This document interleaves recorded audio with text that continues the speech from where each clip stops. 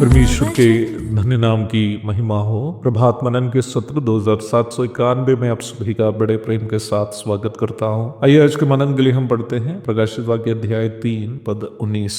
मैं जिन जिन से प्रेम करता हूँ उन सबको उलाहना और ताड़ना देता हूँ, इसलिए सरगर्म हो और मन फिरा। परमेश्वर के प्रेम की एक अन्य परिप्रेक्ष्य को प्रभु यहाँ स्वयं समझा रहा। परमेश्वर का प्रेम पापों को क्षमा करने वाला तथा पापी से प्रेम करने वाला है। परमेश्वर मनुष्य बनकर जगत में आकर हमारे पाप के प्रायश्चित स्वरूप हमारी मृत्यु को सहना उसका सबसे बड़ा उदाहरण है। परंतु कई लोग इस सच्चाई से अनजान है कि परमेश्वर पापी से क्यों प्रेम करता है। परमेश्वर पापी से इसलिए प्रेम नहीं करता है कि वह उस पापी के द्वारा किए जाने वाला पाप से प्रेम करता है। परमेश्वर पापी से इसलिए प्रेम करता है ताकि निम्न पापी परमेश्वर के प्रेम से प्रभावित होकर अपने पाप से मन फिर आए और एक पवित्र जीवन बिताए। परंतु दुखजनक बात यह है कि पाप में जीने वाले अनेकों लोग यहाँ तक मसीह लोग भी जब तक उनके पापों के लिए उन्हें दंड नहीं मिलता, अपने पाप को इस सोच में जारी रखता है कि परमेश्वर उनके पाप को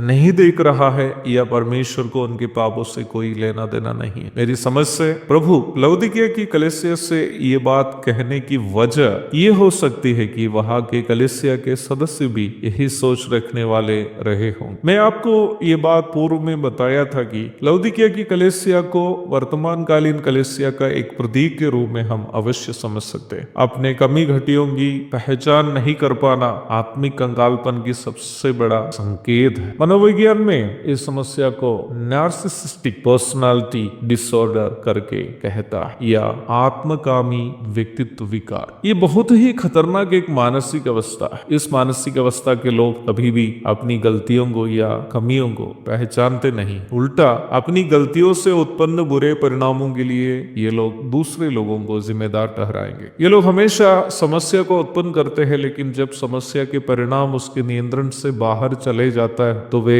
खुद को उस समस्या के शिकार के रूप में साबित करने की कोशिश करते हैं। हाल फिलहाल में एक मनोचिकित्सक का वीडियो मैं देख रहा था। उसमें वह डॉक्टर बता रहा था कि वर्तमान में यहाँ तक बहुत सारे परिवार भी नार्सिसिस्टिक मेंटालिटी के लोगों के कारण टूट जा रहे हैं। यहाँ तक मनोचिकित्सक भी इन्हें समझा नहीं पाते। इस प्रकार के नार्सिसिस्टिक लोगों को जब डॉक्टर समझाने लगता है तो ये लोग डॉक्टर को भी नफरत करने लगते हैं। कलीसियाओं में आजकल इस स्वभाव के लोग बढ़ते जा रहे हैं। अगुवे उन्हें उनकी गलती के बारे में समझा नहीं पाए। यदि अगुवे उन्हें उनकी गलती के बारे में समझाएंगे तो ये लोग अगुवे से भी नफरत करने लगते हैं। अगुवे के बारे में बुरी भली बातें बोलने लगते हैं, नहीं तो कलीसिया को ही तोड़ देते हैं। कलीसियाओं में इस प्रकार के कठिन मानसिकता के लोग बढ़ते जा रहे हैं जिन्हें उद्धार का सही अनुभव है ही नहीं। प्रभु कहता है कि ऐसे लोगों से भी प्रभु प्रेम करता है जो अपने पापों से मन फिर आना नहीं चाहते हैं। लेकिन क्या आप जानते हैं कि ऐसे लोगों से प्रभु कैसे अपना प्रेम प्रकट करता है? प्रभु कहता है मैं जिन जिन से प्रेम करता हूं उन सबको उलाहना और ताड़ना देता हूं। नहूम अध्याय 1:3 में हम इस प्रकार पढ़ते हैं, यहोवा विलंब से क्रोध करने वाला और बड़ा शक्तिमान है, वह दोषी को किसी प्रकार निर्दोष न ठहराएगा। हाँ प्यारो, प्रभु यद्यपि अपना क्रोध को विलंब से करता तो है ताकि हम पाप से मन फिर आए, पर यह भी याद रखे कि